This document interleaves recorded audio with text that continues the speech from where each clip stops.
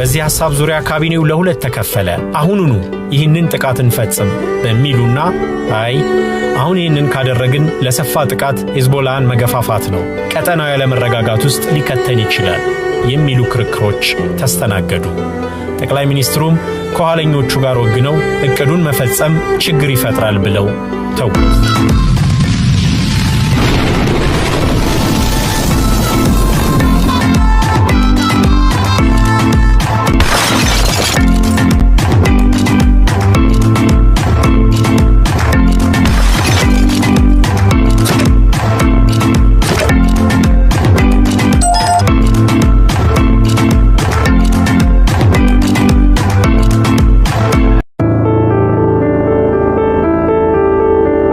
ቴሬሳው የተመሰገነች የሽያጭ ባለሙያ ነች።